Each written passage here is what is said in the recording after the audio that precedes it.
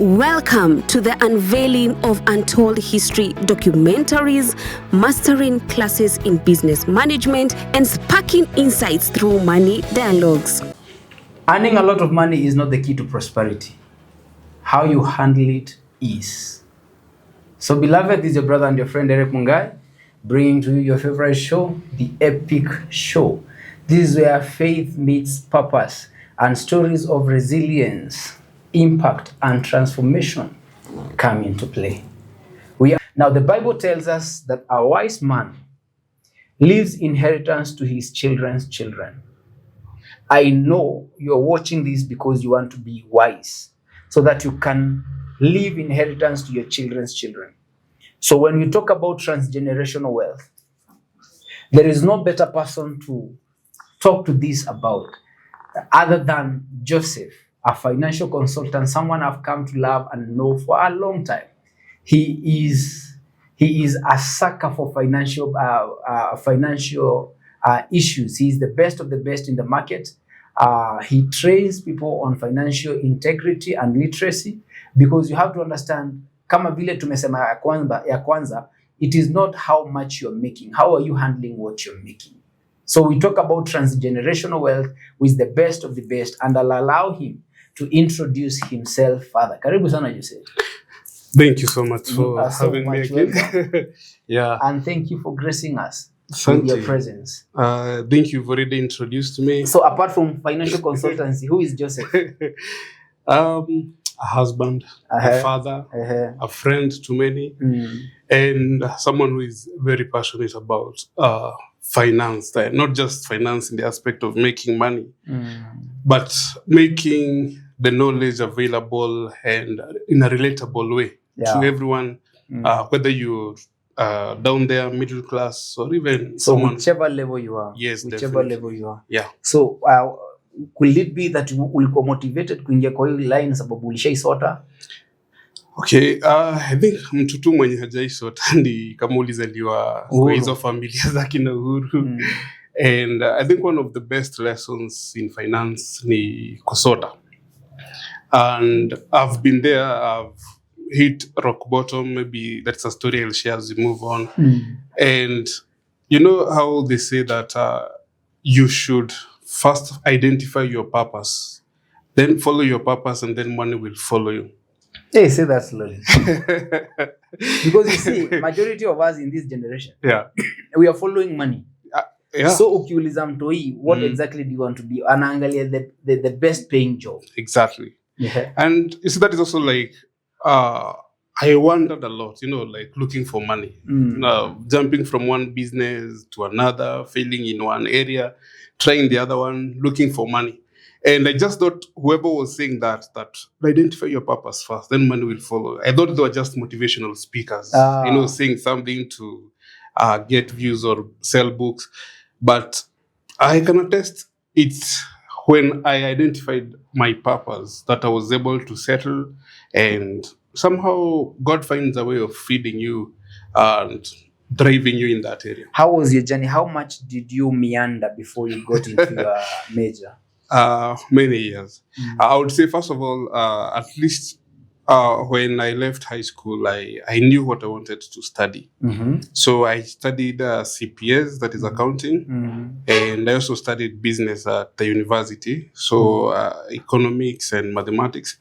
So, and I've practiced accounting. I've been employed a few times, but my passion was in entrepreneurship. Oh, okay. So I knew I wanted to do business, and I've tried several businesses. I've failed in many businesses, and I think the lessons that I've learned from those failures, it makes sense when someone said that when you try something and you fail, don't count it as a failure. Count it as the school fees you're paying to learn that lesson. Oh, that is so powerful. Yeah. So when you try something and you fail, it's not really failure. Yeah. You've just paid school fees to learn that lesson. That brings a different perspective, because majority of the time tunafia kuanza kitu and then to fail, watu watasemaje. But now when you get the right perspective on failure, it helps you even to start again. Definitely. And especially when I think last time we talked about being an impactful entrepreneur, because the entrepreneurs or business people who were there who want to make a quick shilling, and those opportunities are there. But being an entrepreneur for impact, it means you have to sacrifice a lot, you have to wait a lot, so you have to be patient.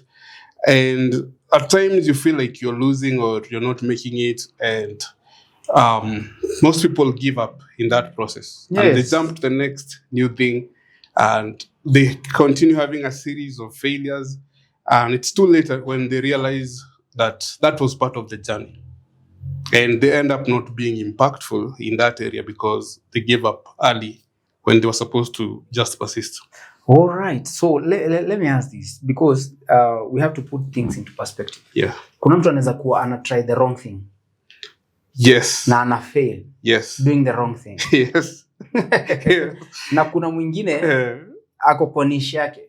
But they are still failing, even because you have to understand, even when you're doing your purpose, you're failing. You still fail. Even when you're doing your purpose. If you ask people, right now they are almost making it in their line of calling, there are very many times they tried, they failed. They failed. Now, how do we differentiate? Ndio tusiambie huyo mtu mwenye ako in the wrong thing. Wewe endelea kungangana, endelea kujaribu. Because there's also a question. Someone asked a question. What if ungangane to climb a ladder, and when you reach the top, you find that you've leaned it on the wrong wall? What do you do? Do you continue staying on that wall? But I believe life or nature has a way of aligning you to your purpose. That means you have to be very, very perceptive to nature, to things that you like, things that you're passionate about, so that even when you're trying it, something that you don't like. Let me give you an example. To make money, nishai jaribu kuuza mboga na nyanya. Ngoja kidogo. Wakati Horizon ongea kuhusu mama mboga, alisahau kusema baba mboga. Alisahau baba mboga na nyanya. And you have tried that kibandaski thing? No, it wasn't really kibandaski. I used to rent a lorry, go to the farmers. It's a big league. No, it's not big league. Let me tell you that story. If you can hire a lorry. Let me tell you that story. And we used to, and that is the lesson, because it's someone who came and gave us these, I call them paper mats. Like on paper, things look very, very nice. I tell you. So, mtu anakuja na kuambia ukiweka broiler 100. Kwa paper? Si ndio unazita paper ukiweka broiler so. And then zianze kutaga sima ngapi. Anakwambia hata broiler inaweza taga na ni ya nyama. Anakuonesha mahesabu, unaona kwa broiler so umebaki na kama 20k. And you na ni 6 weeks. 6 weeks. So the same thing akaniambia, mboga uko Nyandarua ni shilingi 5. In the farm. Na mboga somewhere in Kitui ni 50 bob. So tutoe Nyandarua tupeleke Kitui. So you just have to rent a lorry for 30k, carry mbogas. I think we're carrying about 400 pieces. Go to Kitui, mbogas itanganganiwa, and urudi kwa market. So I thought, this is a good thing. So I tried, or rather I did it. You can imagine that journey from Nyandarua to Kitui, it's quite far. You really did it? I did it. And I'll give you the photos and you'll put them here. Kwa mahindi yako, ngoja kidogo. Kwa mahindi yako uko na figures za how much ukichukua lori ya Nyandarua unajua uko na baki. What are your profit margins? If you have 400 pieces and you're selling each at buy 5 bob. Umebuy 5 bob. Na unauza 50. Na unauza 50. Kama moja na kubakisha 45. So that, so 45 times 400 pieces. Not 400 pieces, 4,000 pieces. 4,000 pieces. Yes. Because it's I think there were 5 lorries. So 4,000 pieces, you have 180,000. Ayatoa 30 ya lori. Utoe 30 ya lori. Uko na Wanchoni. Exactly. Na umetoka Nyandarua, ukaenda Kitui. Yes. Good business. And that is work for 3 days. Good business. Yeah, good business on so paper. 153 days kila siku kuna 50,000. Yeah. Nani kama wewe? Nani kama wewe? Twende kwa ground. Ground, you first of all get there. If you get at the Soko past 4 a.m., you don't get a place to park. So they didn't tell you that. But at least I was there before 4 a.m. Okay. And I found so many lorries already there. So I was like, kumbe, it's something people know. And the market opens at around 6. And now you have to stand behind the lorry, kuitania mboga. Si ati unakimbiliwa venye walikwambia? Kuna kukimbiliwa. So, what the sad truth, it's you are like 15-20 lorries competing with that market, and each lorry has the same kind of maths in their mind. So selling even 500 pieces the first day was a miracle. Aya. So unaangalia lori hapa tu nyuma tu ndio mboga zimeenda uko zimejaa. So the guy who had taken me there tells me, don't worry, tomorrow is another market just like 50 kilometers from here. Let's drive there. Bado tunaongeza expenses za gari. Yeah, but still kwa mind yangu 150 Toyota 50k is okay. Nikibaki na kamia bado ndako. Yeah. Second day, another market very far, place ilikuwa inaitwa Zombe. People who know that place know how far and how hot it is. Can imagine it's Kitui, and below there is coal. So it's hot down and up. So again there, if you're lucky, 500 pieces. Tumeuza 1,000. So you still have 3,000 pieces. So ziko kwa lori, it's hot. 2 days have gone. Lorry umekomboa for 3 days. So now the second day the lorry is supposed to go back to the owner. Wow. So either you komboa for another 3 days to stay with the lorry, or they leave you with the cabbages. Wakumwagia cabbage chini wachukue lorry. Yeah. And that's what they did. Wakumwagia cabbage chini. Yeah. Zombe. Huku kumoto huku. Yeah. Huku unasema ni kumoto. Huku ni kwenye ni kumoto. By that they had already started turning yellow, and there is no one who is buying. And yeah, it was total disaster, total loss, total chaos. And that was the first lesson. Hesabu za karatasi hatsana nazo. They look good to be true. But incidentally, there are people who succeed in those businesses. Yes. Because one, they have already established themselves in the market. Two, they know how to play against. There's a very interesting theory in economics that says, I'll put it very crudely, but it says that farmers are foolish. Farmers are foolish. Yeah. And it explains it this way. That when there's a bumper harvest, when every farmer has harvested bumperly, so there's a lot of, let's say, cabbages in the market. Yes. So definitely the price will go down. Of course. Ukiwa na cabbage mingi, ama waru mingi, the prices demand will is go low. down. Yeah. So what farmers do, they will be like, hii mboga imenichoma. So next season, stapanda. You see? So what happens next season? A few farmers plant. And they succeed on that. Now, there's few cabbages in the market. The high demand is there. The high demand. Supply go low. Yeah. So again, now the prices of cabbages go high. Sasa ule farmer anasikia huyu alimake cabbage. Anasema kumbe mboga ziko so it's always that kind of cycle. Okay. So you see, as much as I had that kind of education, I wasn't able to apply it because I went to the market when the supply was high. Everyone was supplying. And I had this powerful quote. Somebody said, "Don't time the market. Give the market time." Because when you're timing the market, unaweza time wrong. But if you see, for example, his example, if you fail in one endeavor and go again and you go again, eventually kuna moja lazima itajibu. Yeah. So what kind of lesson can we learn from that story before anybody starts a business?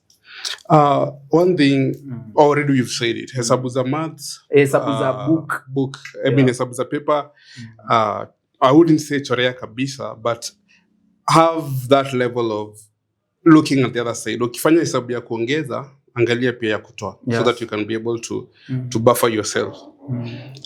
Second thing, the that is the agricultural sector. It depends with the seasons, as you've said. If you go against the season, like kama wakati people are harvesting, that is when you're planting. Yeah. That means when they'll be harvesting, planting when you're harvesting. So if you're able to do that, and that's where things like greenhouses come into place, irrigation. Kwa sababu right now no one is planting kwa sababu kuna jua. But when the rain starts, every farmer will be in the shamba planting. So come June, every farmer will be harvesting. Yeah. But if you do go against the grain, and it happens in so many other markets, like look at when everyone is supplying, what are you doing? And even when it comes to sophisticated markets like the share market, one of the biggest investors, Warren Buffett, says that his secret is doing the opposite. When others are selling, he's buying. When others are buying, he's selling. So he goes against the grain. He goes against the grain. Wow. Yeah. Oh, that's important. That's very important. It's a good marketing tip. Sababu nishaiona madam ameretire. Hapa tu tao ameretire, akapiga pension yake, and then akajiuliza what can I do? Alikuwa anapenda boutique, akafunga boutique. Kidogo fashion ishatoka. 6 million down the drain within a year. Ako na 6 million. You can even you can run mad. Yeah. So let's talk about transgenerational wealth. Yes. When we're talking about transgenerational wealth, kindly explain to my viewers, what is transgenerational wealth? Basically, what that means is because most people who start businesses have families, you'd expect that your son or daughter will take over that business after you. Yeah. And they will maybe try to take it to a higher level, or, grow it bigger. And then their children will also take over that business. And if you look traditionally, like, for instance, my grandfather was a carpenter. And when I inquired, his father was a carpenter. Onyi mko familia ya Jesus. Yeah, Jesus. And the people before him dealt with wood and timber and all that. Yeah, but at some point that pattern was broken. Kwa sababu ya shule. So when my father went to school, he did something totally different from that. And also when I went to school, I did something totally different from what your dad did. Exactly. Okay. So maybe coming from me, we can say there's no business that I can take over from my father to me and then to my children. But with the knowledge I have now, I can create something that my children will take over and put strategies that also their children will benefit from it and other generations from that. That's amazing. Do we have a real life scenario in Kenya, for example, where somebody has succeeded? Apart from Indians ace it. But kuna mwenye amefail na kuna mwenye alissucceed. But to give that example, we can't exclude the Indians because it's historically known. The Indians were the labor that was brought in by the British to build the railway from Mombasa all the way to Uganda. That was in the 1890s. Yeah. And they saw the opportunity to create, or rather they saw the demand, so they provided supplies for the workers and for the people around them. Yes. And they had their businesses, and they used to call them, it's a Hindi word, dukawalas. Dukawalas. Yeah, something like that. That's duka. Exactly. So Wahindi ndio walileta stories za duka. They're the real entrepreneurs. They're the real entrepreneurs. And we have cases of successful business empires that are family oriented. And at the same time, we have cases of disastrous business empires that are family oriented. Like if you look at the Bidco oil companies and all that. He's one of the richest guys right now. And his father started the business. He's a Muhindi. And the current CEO took over the business. And it's a multi-billion business right now. And of course, with the structures that are there, we are not expecting it to fail anytime soon. So ni biashara itakuwa for the longest foreseeable future, and those children and their children will be able to benefit from it. Another example of a Kenyan brand that would have been a very good case study for multi-generational wealth is Tuskys. Why have you said would have been? Because right now, you can't find an open Tuskys supermarket. Yeah, they shut down. They shut down. Yeah. And the last one to shut down was the one at Kenyatta Avenue here in Nakuru, back in 2021. And it was ironical because the first one was also started in Nakuru. And the last one closed in Nakuru. Yes. So to give a brief history of that multi-generational wealth using Tuskys, we had the founder. The founder was one. I don't know whether if you went to Tuskys supermarket, they used near the cashiers. There used to be that big picture. Kamze fulani amevaa cardigan. Yes. Yeah. His name is Joram Kago, but he passed on. And when he started the business, I think back in 1978, and not as a supermarket, just as a shop. As a shop. Bukawalas, these things. Yeah. But the good thing about him is that he had some experience, which is also another lesson we are going to see, because he had worked for the Sharp brothers. The Sharp brothers are the ones who started Nakumatt. Oh. Yeah. So by the time Joram anakuja kuanza Tuskys, yes, he already have experience from Nakumatt. And Nakumatt was one of the best, by the way. Yes. Actually, I missed the dates. Nakumatt was started in 1978. Nakumatt was started in 1978. The first employee was Joram. He was the first employee. I think so. And one of the loyal employees. And he worked there until around 1985. So that is about 7 years of getting first-hand mentorship on how to run a business. So, which is also maybe that's another lesson. That's another lesson. Yeah. That if you want to start a business, kuwa mjanja tukiongea tu gain some lessons. We don't have to teach you everything. Kitu yenye unataka kuanza, like work under someone who is already doing it. You see the challenges, you see the the networks that they have, the benefits of that kind of business. Ukiona yenyewe haikubambi, that's not. So Joram ako under the Sharp brothers. The Sharp brothers. Yes. Nakumatt. So Joram akaona, I can start my own shop. Yes. And they supported him. Oh, the Sharp brothers supported him. Yeah, that's amazing. Because if you look at some of the things that Nakumatt did, Nakumatt was called Nakuru mattresses. And Tuskys was also called Tusker mattresses. By the way. Yeah. When they changed the name from Nakuru mattresses to Nakumatt, then this guy changed to Tuskys. Oh yes. Dropped the mattress. If you look at the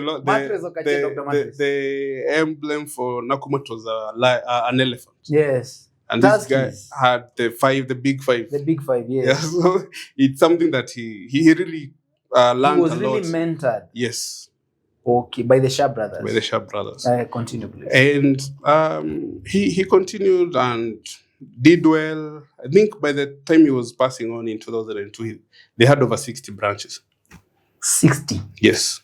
We are not talking about Nakumatt. No, it's Tuskys. Tuskys now. Yes. 60 branches across the country. Across the country. Na sasa si shop.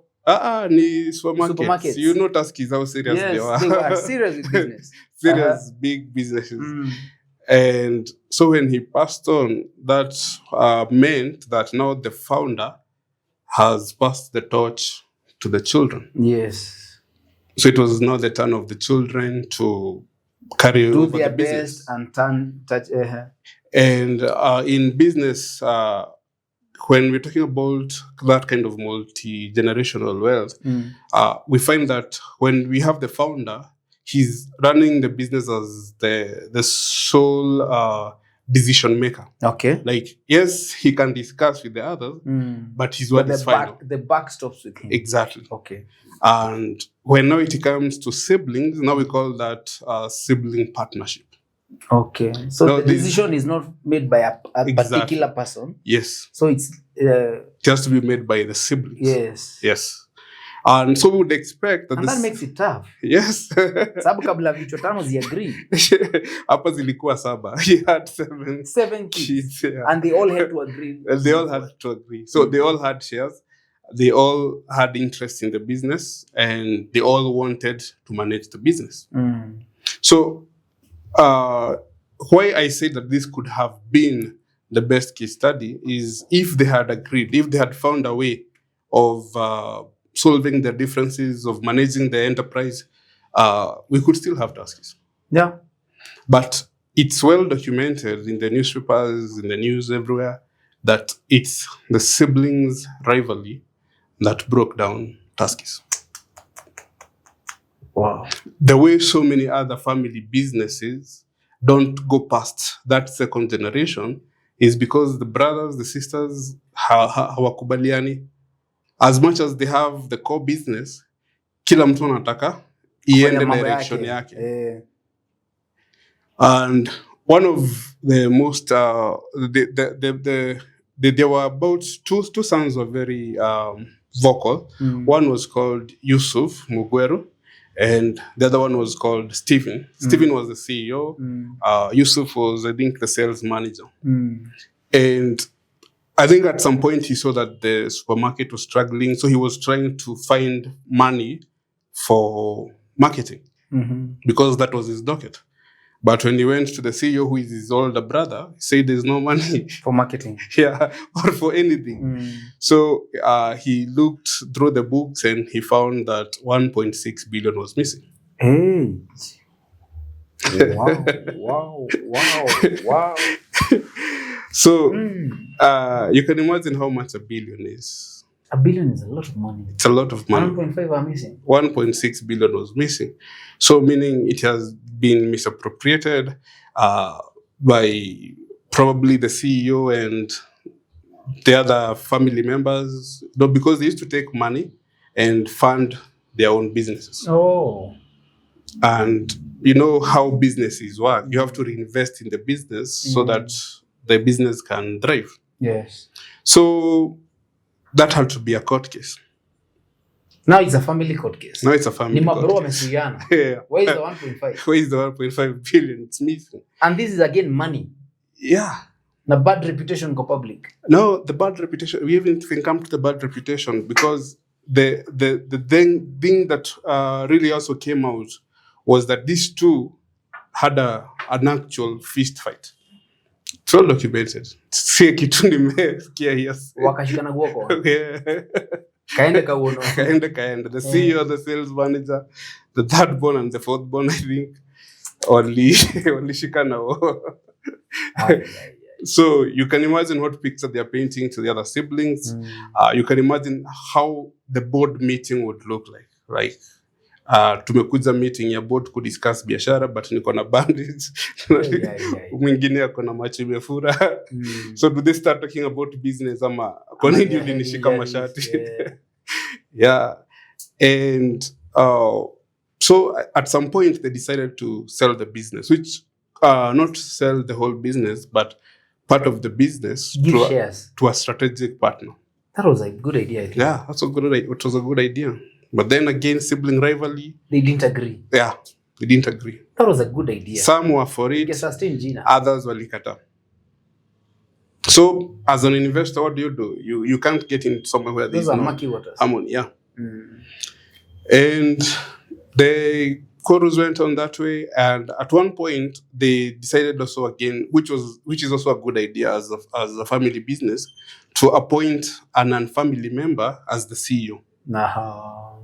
So that they can have some professionalism. Exactly. Na mtu mwenye mnaweza question. Exactly.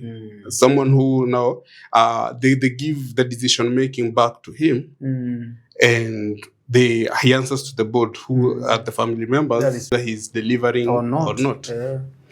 But if you search YouTube right now, Tuskies, family members chasing away CEO. It is there. It is there. Utaiona. Akitoleo teke. Na wanamuongelesha maneno mbaya sana. A guy called Dan someone. Use a good professional, a good CEO, someone who had been in the business for long, someone who could have been able to turn around the fortunes of the company. But now, since he has the power of making decisions, the family members don't want. Okay. Yeah. And at that point, I think it had reached where now the cousins, you see, now these are brothers and sisters who are the second generation. Now their children are cousins. So they are also Now the cousins have come here into the business. So the third generation. The third need generation, a piece of the pie. It's called the Cousins Consortium. They want a piece of the pie. They want to be at the center of the gold mine. Oh, wow. So they chased away the CEO. Yeah, and not chasing away at you are fired. Yeah, you are fired. If you look at that clip, I think you can put it here. He's literally being chased away. They see him to the car park. He gets in his car and he drives away. And at that point, the downward trend for Tuskies has started. Accelerated. It may accelerate. Accelerated. Wow. And the end thing is, as much as it was bad for the family, the old employees a lot of money, the old suppliers a lot of money, and one of the hardest hit. Sijui kama ukiwa maybe years back, which was your favorite biscuit brand? Nakumbuka Britannia. Britannia, yeah, it was very common. Iko, squeezy. Really, I haven't seen it. Yeah. I think the Tuskies owed them $1 billion plus in supplies. That's how they collapsed, because Tuskies couldn't pay them. Oh, what kind of lessons you learn from this? So, my goodness. But imagine if these brothers had come together after the death of their father and decided, one, let's be board members, let's be shareholders, but let's leave the running of the business to professionals. Yes. Let's get a salary, let's get a dividend at the end of the year. But let us not pinch money out of the business. So even if you have a big conglomerate, yes, get a salary. Yes. Sindio? Get a dividend at the end of the year. Get some dividends at the end of the year. Yes. Wacha kukaa wewe ndio unadish out pesa zote. Yes. I'll contrast that Tusky story now what we have currently called the Naivasha supermarket. The Naivas. Something interesting is the three biggest supermarkets that have ever been in Kenya. That is Nakumatt, yes, Tuskies, and Naivas. Yes. They all started in Nakuru. So Nakuru is a very fertile ground for startups. Amazing. Yeah. And the other amazing thing is that the founder of Naivas, one Peter Mukuhakago, is a brother to the founder of Tuskies. No kidding. Joram Kamaukago. They have the same surname. No kidding. They were brothers. Naivas na Tuskies. Yeah. And now the story goes. The Peter brother, the younger brother of Joram, was not in Nakumatt, but when Joram started his first business in Rongai. He was born in Rongai. Shop. Yes. So when now he wanted to expand to now start a supermarket, he left that small business to his brother back in Rongai. So again, he went the same steps, Naivasha mattress, then Naivasha mattress, by the way. So he was following the same footsteps. And when he left now the business to his children, I think one of the brightest things that they did was to find professionals to run. That is where Tuskies failed. Yes, and that is where Naivas succeeded. They found professionals to run the business. Yes. Then they sold some stake to an investor who invested a lot of money. So they had now money to pay suppliers. They had money to grow other branches, etc. So right now, you don't hear family wrangles in Naivas. No, not at all. Yeah, yet there are brothers and sisters in it. There are cousins in it. And as we had said, when we were giving that case of Tuskies, I think now they draw a salary as well as get dividends at the end of at the the year. end of the year. Yes. Because now the business is booming. The business is thriving. The And now management is okay. I hear they've given a larger percentage to these other Yes. organizations that they Yes. And which might not be a bad thing, because I think as Africans or as individuals, we have this problem of wanting to be associated as the owner or the majority owner of something. I think it's for the ego. You're speaking. Yeah, but if you look at some of these big founders, like tunasemanga Facebook ni ya Mark Zuckerberg. But if you come to realize, he owns only like 4%. I'm not kidding. Yeah. 96% is owned by so many other people. So aka kashida kenye tuko nako kakushikilia. Mimi ndio sonko, mimi ndio kusema, mimi ndio niko na majority. It's an ego issue. It's an ego issue. Because in business, Elon Musk, the richest man in the planet. Jeff Bezos, the owner of Amazon. Look at the percentage of ownership of the businesses they own. Elon Musk owns like 10% of Tesla. It's not at the 10%. Yeah, like I'm not sure, but it's not more than 10%. Yeah. Jeff Bezos the same. The same. He owns a small percentage of Bill Amazon. Gates. Bill Gates also. Just go and find out.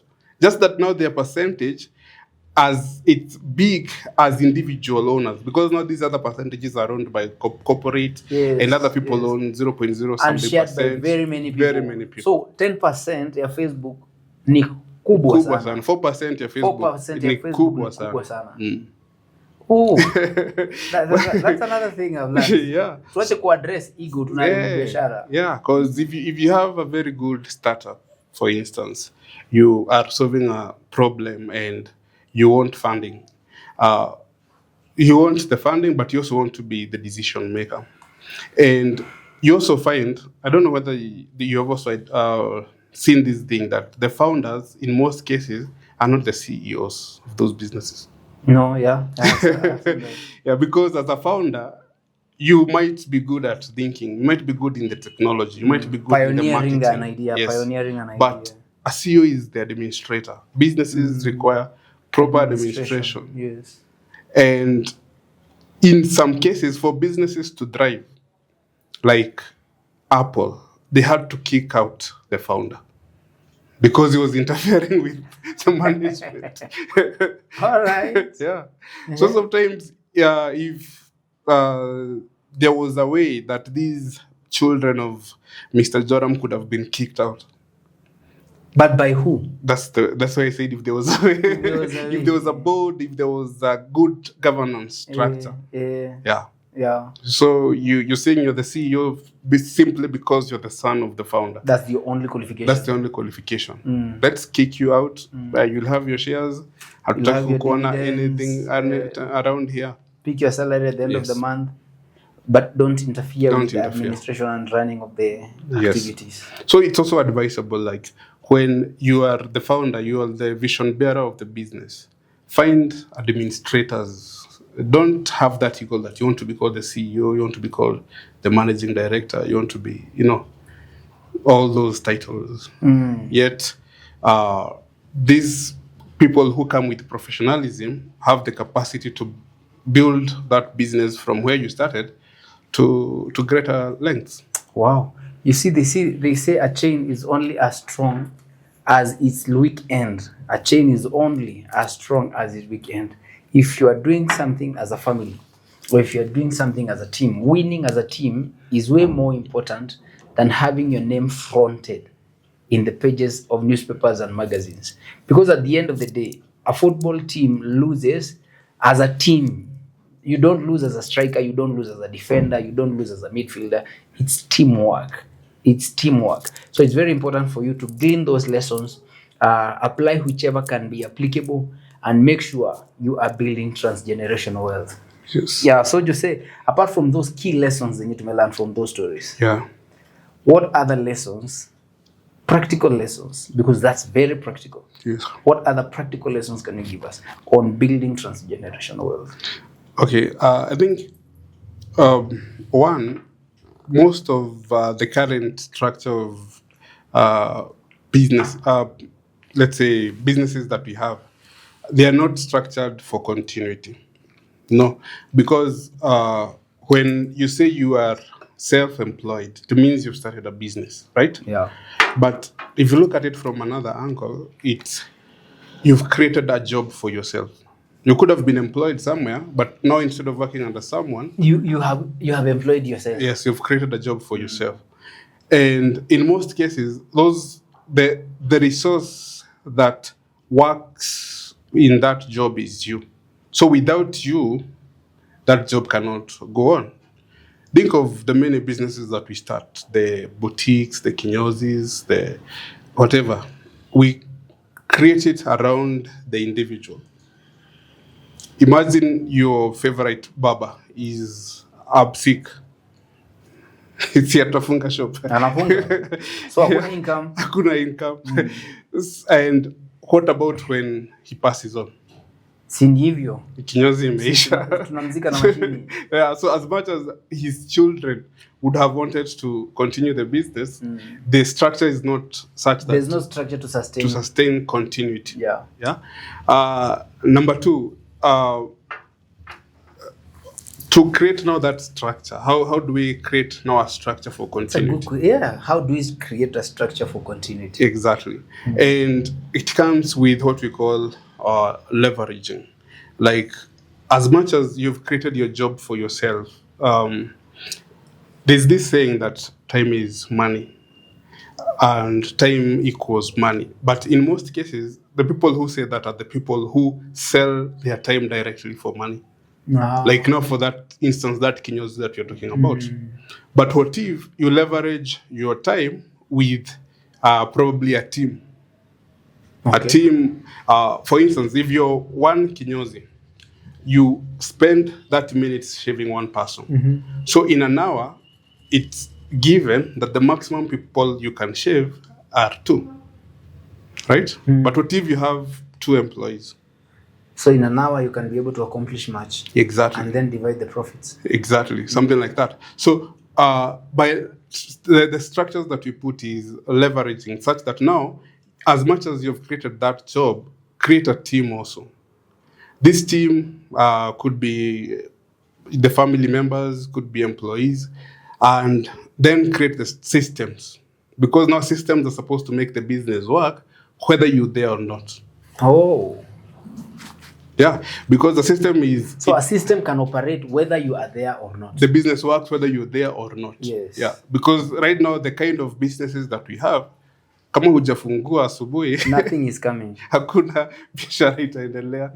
But what if you have a system that, okay, this is what happens. Employee A opens the business at this time and cleans, and it's also the receptionist. Customers come, they are received this way. I have... let's say service provider, or rather employee A and B, they offer this service. This is how payment is made. This is how accounting is done. This is how salaries are paid. This is how rent is paid. So that kind of system ensures that even if you're not there, the thing is running. The thing is running. So how do you create such a structure? One, I think whatever we are doing is the right thing. We're giving that information out. So. And different businesses require different kind of structures. Ebu practical na hiyo story ya kinyozi. Imagine I'm a barber, Eric the barber. Yeah. Yeah, Eric the barber. Don't trust me with your head, but imagine I'm the barber.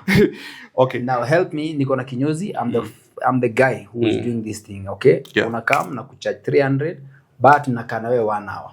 Okay. So mmenipangia line kwa shelf, kwa bench. Unaniambia, Eric, the thing you're doing is amazing, but you can create a structure. Help me develop a structure. Yenye hiyo kinyozi inaweza run na inipe profits. Hata kama siingia hapo. The first thing that has come to my mind, which is a little bit far-fetched, but it's what should work, is you create a brand for that kinyozi. So a brand works this way, that if, for instance, I want to have my hair shaved. Okay, let's give another example. If I want a toothpaste, I go to the shop. I don't say nipatie toothpaste. I'll tag a certain name because that brand is in my mind. For long me nimejua toothpaste ni Colgate. Exactly. So the same way, how do you create your brand? Shopkeeper nipe Colgate, akupe Colgate, na si Colgate ile Colgate. Labda unaitisha yako. Ama Omo, any powder. Nipe Omo, kumbe unataka but because wewe kwa brand yako unajua Colgate ndio toothpaste. Exactly. So when creating a brand. Creating a brand. And a brand means people can be able to identify or rather differentiate you from another kinyozi. That's amazing. Because right now when you go to any kinyozi, it's the same thing. You sit down, wanakuweka kakitu, they shave you, then some girls come, they massage, that thing blows your hair out, unalipa, unaenda. You know, like, but if you go to another kinyozi in the next room, they'll do the same thing. What will make you remember this one over the other? Because people are buying feelings. People are buying emotions. How did you make them feel? What if in my brand, when I come, as I wait, this coffee that has been served? What if I train my employees, that is the barbers who come, that this is the way we treat a client from the moment they enter that door to the moment they leave? We give maybe a discount. We give you a card with you can redeem points for how many times you've come. We give you this and that, such that it's now possible to open another branch with your brand. And they'll still come. Because they trust your brand. The treatment is the same across. Yeah. You can be able to replicate the same feeling, the same treatment, the same services in another branch. Yes. Wow. But tell me how many kinyozis, and the only thing that makes you loyal to that kinyozi is because uyo baba anajua style yako. That's the only thing. Kwa mwingine naweza kuexplain ya. Exactly. But imagine there was a barber shop here called let's say Madini, something barber shop. And you were in another town. And you don't have time to come back to your town to just get a shave. But they are there, they do the same services. You'll find them, you utawatafuta. Exactly. You'll go out of your way kuwatafuta. Exactly.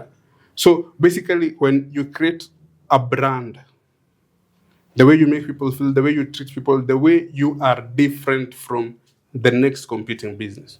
So you must have an edge. You must have an edge. What is making you unique in the market? What's making you exactly? True story. If we talk about Madini waters, there are very many companies who are offering water. Yes. What is giving Madini an edge to the market? Exactly. That's the question. That's the question. Yeah, that's the question. Yeah.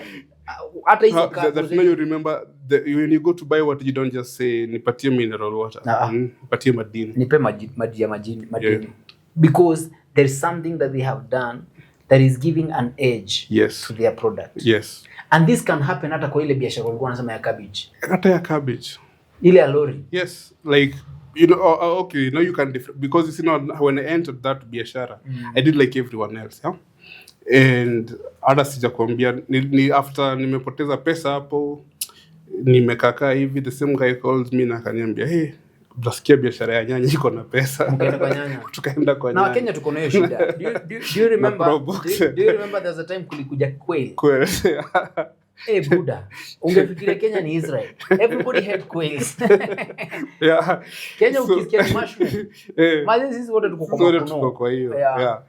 And that's so why we are branding. That's why I started also with the saying that when you find your purpose, because you might find that most people who are in kinyozi business, they're there because of the money, not because that is their purpose. They're passionate about it. They love giving these customers a good feel. Yes. They're not there because of all that you've said. They're there because of the money. Unajua, nikinyoa watu 10, niko na 2K, yes. nalipa bills. That's all that matters. That's all that matters. So, na hao ndio wakisikia kuna quails, wanafunga hii. Wanaenda kwa quails. Sababu quails inaleta 3K, na hii inaleta 2K. Yeah.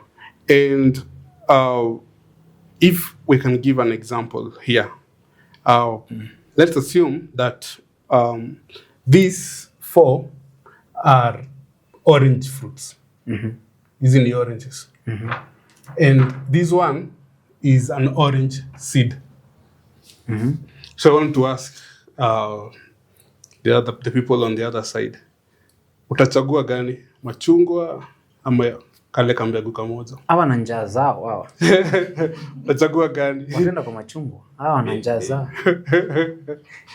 Hawana njaa zao. No, Willy permitted to speak. My producer permitted to speak. Utachagua gani? Mbegu. Kevo machungwa. Njaa yake Kevo imemleta kwa machungwa. Willy ameenda kwa mbegu. So we have two. But we have done that research independently, and we had actual oranges and actual orange seed, and most people took the orange. But it's reflective of us as a society. When you walk outside here, you see a good car passing. Unataka gari kama hiyo. Yes. You see someone with a lot of money, especially akiflows Instagram and wherever. Unataka pesa kama hiyo. You know. And the lesson that is here, it's quite deep. So I hope nitaisema the way it's supposed to be said. There's someone who said that you can count the number of seeds. Any fool can count the number of seeds in an orange. But only God knows how many oranges are in a seed. Wow. Say that slowly. Say that slowly. Yeah, I wish I was holding an actual orange. You can count the number of seeds in an orange. Yes. But only God knows how many oranges will come out of one seed. Yes.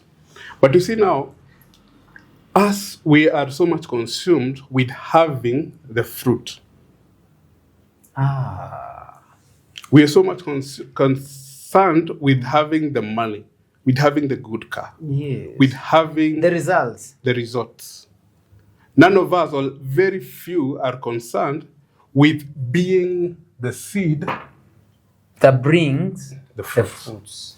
The Bible says, be fruitful. Doesn't say eat the fruit. It says, be fruitful. But when you look at the seed now, this is what happens. Before it becomes an orange, it has to be planted. So tunaongea kuhusu that. Uchafu. Yes. Kuna watu wanataka kuingia kwa uchafu. Kwa uchafu, it's dark. Kuna light.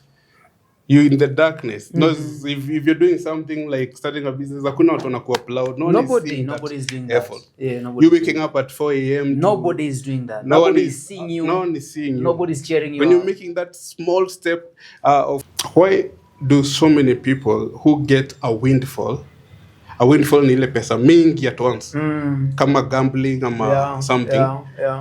Why do they become broke? Maybe a few months or a few, even not many go to 1 year. Very few have succeeded actually. Or they get millions, 200 millions on gambling, and all of a sudden, hana kitu. Yes. Yeah. What is the problem? Because that person had the fruit, but he didn't have the root. They didn't know the process. Of getting the seed. Exactly. Planting the seed. Yes. Allowing the seed to die. Yes. Watering it. Yes. Weeding. And it's a process that takes a lot of time. They don't have that. So the moment they have fruits, they don't know what to do with them. And that's also the reason why, if you want to know how this person will be in 10 years, hebu muulize nikikupatia 100k utafanya nini? Ukisikia story kama za nitakuwa Mombasa tu kwa beach na sip whatever, you know, that mindset, the person who really has it doesn't have that mindset. Hakuna millionaire atakwambia nataka tu kuwa kwa beach hapo tu nikifloss nikifanya nini. Hakuna. Because they know the process. They know that fruit that they're having, to generate more fruit, they have to take the seed, return to the process, and that seed becomes the fruit again. This is the good thing I'm getting to say.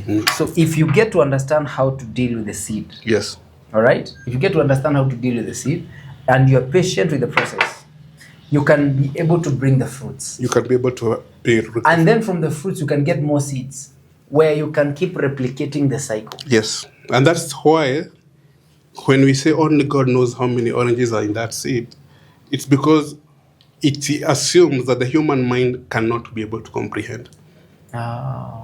Because that seed could be a forest as big as the biggest forest that you've ever seen. That is true. Yeah.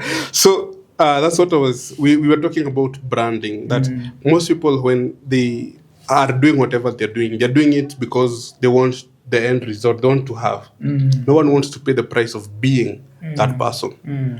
Kama mimi, when I was doing the nyanya and the cabbages, it's the money I was after. Yes. I had not become the farmer. I wasn't the trader who knows the markets. I wasn't any of that. Figures, exactly. The fruits. Exactly. Yes. When someone looks at you and they want to be as successful as you, they don't see the dirt, the darkness, the pain, the toil, the they don't see struggles that. behind everything. They just want the end product.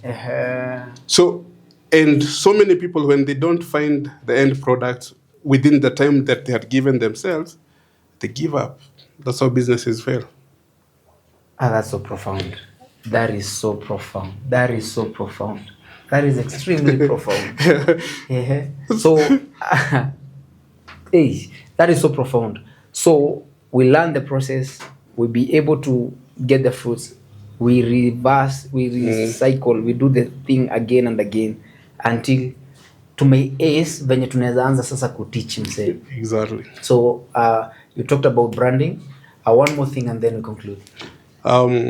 Okay, I think now the issue of time, the issue giving of it time, persistence, yes. By the unajua tuko na generation yenye kila kitu ni fast. Microwave generation. Mazina nataka fast food. Nataka forex sababu niliona forex wanaomoka very fast. It's like a process. When I did a certain research, I found that most billionaires, like we have many millionaires and a few billionaires in Kenya, but most of them are in their 60s. Most billionaires are in their 60s? Yeah, I would about a billionaire in 40s. Wow. But in their 40s, that's when they maybe were millionaires. But it has taken 20 years to graduate to the next level. And those, it's not just sitting idle and waiting. Those are hours of working. Compounding a lot of work. Exactly. Learning, relearning, unlearning. Yes. Failing, succeeding. But now we have this problem of social media. You know, we tend to believe whatever we see. You'll see a young man flossing, nice cars and all that. And then he spits out that word, that mini billionaire out of nowhere. And we tend to believe, and then we want that kind of, remember the having thing. We want that kind of lifestyle, that kind of money, but we want it now. If come and see your sasa hivi. Yeah. But impactful entrepreneurs, remember that's what we'd say. Impactful entrepreneurship takes time. Ukitaka pesa za haraka kuna deals mingi, watu fanya deals every time. But at that moment when you're doing a deal, you're just helping yourself. Na watu wenye wamekusaidia kupata hiyo deal. But if you want impactful entrepreneurship, yes, you're solving a problem, you're creating a brand, you're creating trust amongst your clients or the people you serve, and this is now the root system. It takes time. So if you want anything worth having, then you must allow it to take its proper time. And there's a due process and due time for everything. Yes. Remember, as our guest is saying, everything good takes time. Moses hakuwa deliverer in a day. No. He was thrown into the wilderness for almost 40 years. 40 years. David was anointed as a king at 13. Boy amekuja kuwa king at 40. At 40. He yote ilikuwa kwa wilderness. God akimtrain. Yes. I know that you have believed that you have aced in identifying your purpose. Congratulations. But now there's another stage called the development stage. Hapo ndio Jose alikuwa anaongelelea akiongea kuhusu seed. Because every purpose has these 3 stages. You have to discover it, then you develop it, then you deploy. Sasa kwa deployment ndio anaongelea kuhusu branding. But this dark stage, your development, nobody is seeing you, nobody is cheering you, but you've got to be working your heart out. You've got to be working. You see, when I started preaching, I used to preach to 2 as though I was preaching to 20, as though I was preaching to 2,000. You have to do it as though everybody is watching. A good scenario ni watu kama wakina Usain Bolt. Usain Bolt anakimbia only 9 seconds. Akina Omanyala, they only run for seconds. But these guys train for hours in a day. In a day for hours. Cristiano Ronaldo at 40. The guy watu wengine wakienda holiday. Anakomboa Real Madrid Stadium, yeye na nutritionist na coach wake na mtoto wake, just to train and polish on their craft. If you want to be the best in the market, you must give your very best. You must give yourself to it for it to give itself back to you. I hope you have enjoyed so far. So parting shot, look at this camera and give me a parting shot to our viewers. So from our discussion, I hope you can already tell I'm a personal finance advisor, wealth manager, so for clients, and I have a financial literacy program. It's called Ufalme Wetu. So if you search on all platforms, Ufalme Wetu, you'll find so many impactful lessons that can help you maybe grow your business. So parting short, as you said, you are a preacher, and I also like to take the business that I do, all the impact that I make using the word of God. And you know the parable of the talents. And Jesus tells this parable to his disciples, and you know the details. But at the end, there was one person who had one talent and hid it, so he didn't produce anything. There was another one who had 2x his talents, that is, he had one, but when the master came back, he had 2, and there's another one who had 5. And the one that had hidden his talent, Jesus told them, he called him foolish and asked him, why couldn't you even have taken this talent to the bank so that it could have earned some interest? Yeah. So many people take the talent as kipawa, ama Kenyan part, what you're good at, which can also be that. But in the Roman times, talent was money. So probably you'll invite me for another session, and in that time now we'll be talking about how can you be able now to convert your talent, even if it's one, to wealth. Wow. From seed to fruits. So thank you so much for having me, and thank you for what you're doing. It's great impact. Thank you so much. Definitely, our viewers, he's gonna be back. He is gonna be back because he is a wealth of wisdom, oozing knowledge, giving us facts and history that is relevant to us today and now. Unfortunately, that's all we had time for. Special thanks. You know, they say that it takes a village to raise a child. Special thanks to my production team for making this amazing work behind the scenes. Special thanks to Madini Waters for sponsoring us and giving us, quenching our thirst. Remember, your body deserves the best, and the best is Madini. Maji ni Madini. And special thanks to Pickrest Homes for giving us an ample place where we can be able to broadcast this at a comfortable space so that we can be able to impact your life to the utmost. To the glory of God, I believe this show has been impactful, but until next time, let's keep walking by faith. This is JEPH Kafka TV, where you discover untold business histories, master the art of management, and ignite money conversations that matter.